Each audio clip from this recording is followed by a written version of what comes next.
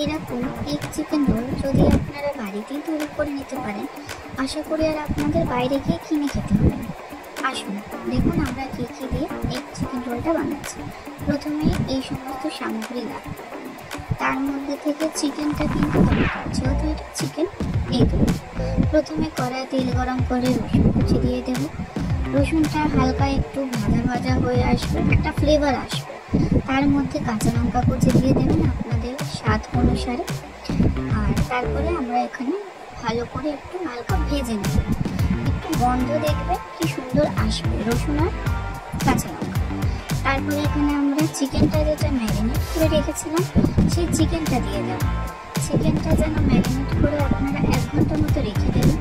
এই চিকেনে দেওয়া আছে লঙ্কা গুঁড়ো, হলুদ গুঁড়ো, লেবুর রস, সয়া সস, টমেটো সস আর স্বাদ অনুসার একটু নুন। তারপরে আমরা চিকেনটা একটু তেলে ভাজা ভাজা করে তার উপরে এর উপরে আমরা কুচি কুচি করে রাখা পেঁয়াজটা দিয়ে দেবো। পেঁয়াজটা দিয়ে নাড়াচাড়া করবো। দেখুন হয়ে যাওয়ার পর ক্যাপসিকাম কুচি দিয়ে দেবো। ক্যাপসিকাম কুচি দিয়ে একটু নাড়াচাড়া করে নেব। ক্যাপসিকাম আর পেঁয়াজ এই দুটো একটু ভাজা হলে টমেটো সস, সয়া সস আর একটু নুন দিয়ে এটাকে আরেকটুখানি আমরা কষিয়ে নেব। দেখবেন একটু সুন্দর তেলটা গ্রেভি ছাড়বে, ঠিক দেখতে এরকম। এর মধ্যে আপনারা কাঁচা লঙ্কা কুচিয়ে অ্যাড করতে পারেন, তাহলে একটু স্পাইসি হবে। তারপর আমরা এখানে আগে থেকে মাখা ময়দাটা লিচি কেটে রেখেছিলাম, এটাকে একটুখানি তেল দিয়ে বেলে নেব। গোল আকারে বেলা হয়ে গেলে তাওয়ার মধ্যে এটা আমরা সেঁকে নেব, আগে হালকা সেঁকে নেব।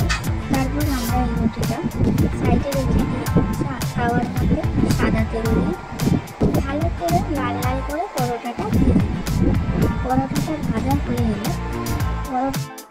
পরোটা ভাজা হয়ে এসছে, এরপরে আমরা তাওয়ার মধ্যে হালকা তেল দিয়ে ডিমটা দিয়ে দেবো। ডিমটা দেওয়ার পরে আমরা আবার পরোটাটা রেখে চেপে ভেজে নেব। দেখুন কত সুন্দর দেখতে লাগছে, লাল লাল করে ভাজা হয়েছে। এখন আমরা এটাকে টমেটো সস দেবো। টমেটো সস দেওয়ার পর চিকেনের পুরটা দিয়ে দেবো। চিকেনের পুরটা দেওয়ার পর আমরা এখানে একটুখানি পেঁয়াজ কুচি, শসা কুচি অ্যাড করে দেবো আর কাঁচা লঙ্কা অ্যাড করে দেবো। তারপরে একটুখানি গোলমরিচ গুঁড়ো অ্যাড করবো। গোলমরিচ গুঁড়োটা এই কারণেই দেবো যাতে একটুখানি স্পাইসি লাগে। তারপরে এখানে আমরা লেবুর রসটা দিয়ে